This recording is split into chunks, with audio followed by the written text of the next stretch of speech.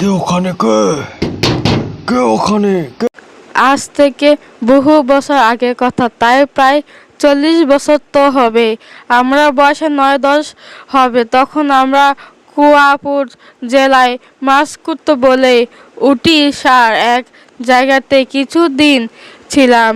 উড়িষ্যায় জয়পুর থেকে প্রায় 40 কিলোমিটার দক্ষিণে টানা পাহাড়ের উপর ঘাট রাস্তা। যখন দিনে একটা বাস চলতো, বাবার সঙ্গে আমরাও জিপে যেতাম। মাছকুন্ড খুব ভয় করত যখন কিনা জিপটা পাহাড়ে ঘেঁষে চলতো।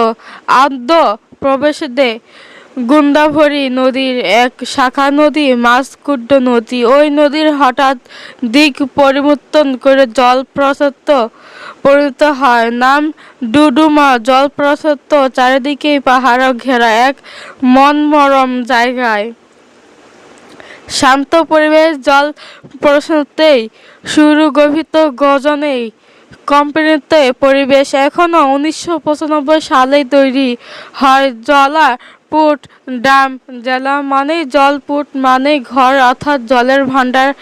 এইখানে তৈরি হয় মাছকুন্ড হাইড্রো ইলেকট্রিক প্রোটেকশন উদ্যান এবং উড়িষ্যা মিলিত উদ্যান।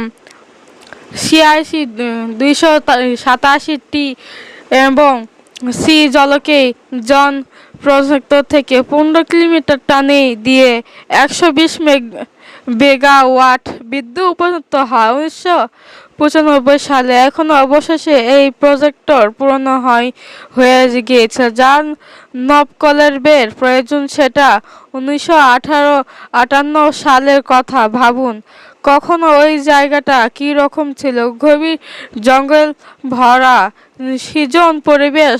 সামনে কোনো চিহ্ন বর্ণ ছিল না। কিছু আদিবাসী এবং কিছু সরকারি বাবু কেউ তাদের পরিবারের সঙ্গে থাকতেন, কেউ একাকী তেলেগু, ওড়িয়া এবং আমরা একমাত্র বাঙালি পরিবার। অবশেষে আমরা ছুটি কাটাতে যেতাম ওখানে, কারণ আমরা মৃতদের ওখানকার একজন অফিসার ছিলেন আমাদের পড়াশোনার জন্য। তিনি একাদিত বেঁচে প্রবেশে আছে। সেই 1995 সালের আগে ওই জোলাপোর্টে আসেন কিছু জাপান ইঞ্জিনিয়ার। তাদের জন্য সার্কিট হাউস তৈরি হয়েছিল, যাতে কেন অসুবিধা যেন না হয়। আজ সেই সার্কিট হাউসের কথা বলি। জাপান সাহেবেরা ঘর দোর ছেড়ে ওই বিদেশ ভ্রমণে এসে আমাদের দেশে ঘরে ঘরে আলো জ্বালাতে আসেন। কিন্তু তাই মধ্যে ঘটে কিছু অঘটন। ওই নিজের বনানীতে এক সুন্দরী তেলেগু মহিলা ছিলেন, নাম জি পূর্ণিমা। তিনি কোনো এক কর্মচারীর কন্যা, যেমন দেখতে ঠিক সেরকম গান গাইতেন। মহিলা আর জাপান সাহেবের নাম আলেকজান্ডার মূল। শুধু পলম সাহেবের সাথে ওনাকে ডাকতেন সবাই। বয়সটা অল্প বলল পল সাহেব যেমন সুন্দর, দেখতেও তেমন সেই রকম। অন্য অমানিকা সাহেবের ছিল ওনার সকলের সঙ্গে মিলেমিশে থাকতেন, ভালোবাসতেন, খুব ভালো টেলিং খেলতেন এবং পিয়ানো বাজাতেন।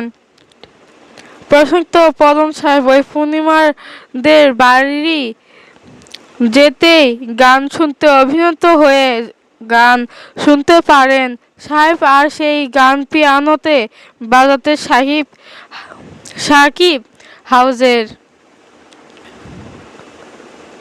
সেই সঙ্গীত মুসলমান দুই জনের মধ্যে কথায় কখনো প্রেম সৃষ্টি হয় কেন বুঝে উঠতে পারিনি কখনো। এটা মূল্যম শুনতো এবং পর চলে চুপি চুপি দেখা আর প্রেমের আদান প্রদান বোধা হয় ওই একটাই চিত্ত বিনোদনের উপায়। যখন ওখানে না ছিল বিকল্প, না ছিল এখনকার মতো টিভি, ভিডিও, ক্রিকেট, ফুটবল খেলা ইত্যাদি, তাই দুই হৃদয় মিলন ঘটে অজন্ত ক্রাণের পূর্ণিমার অন্তর্গত হন এবং মধ্যপলম সাহেব পূর্ণিমাকে প্রায় শ্রীদরজা দাঁড়ানোর জন্য প্রহত রাখেন তার বাবার কাছে। কিন্তু সমাজের ভয়ে তার বাবা গড় রাজি হন ফিরিঙ্গির সাথে কন্যা সমর্থ করতে রঙ্গবন্ধুর সাথেই তার গ্রহণীয় হয়।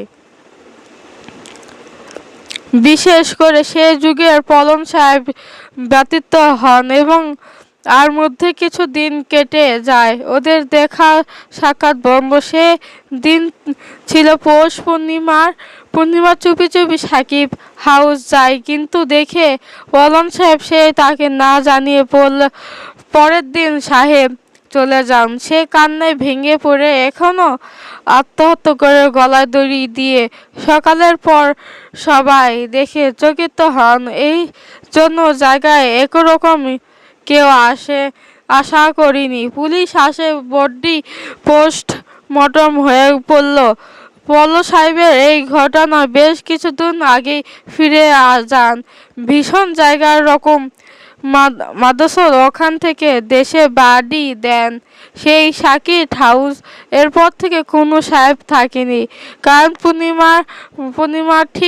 পূর্ণিমার রাতের দিন বেরুন খেলা চলে ওই নিজের পরিবেশ কার বাবার সাকিব হাউসে থাকার আর পূর্ণিমার পর্যন্ত আত্মা পালন সাহেবের অপেক্ষায় নৃত্য সঙ্গীত ঝগড়ান শোনা জায়গা আর শোনা সেই পূর্ণিমার হাসি কান্না শব্দ। পলম সাহেব কি জানেন পূর্ণিমা কি হলো আজ? ও সেই সাকিব হাউস কেউ একলা থাকে না, আর পূর্ণিমার দিনে বন্ধ থাকে সাকিব হাউসের দরজায়। বৃহৎ মুখার্জি ও কালী পূজা।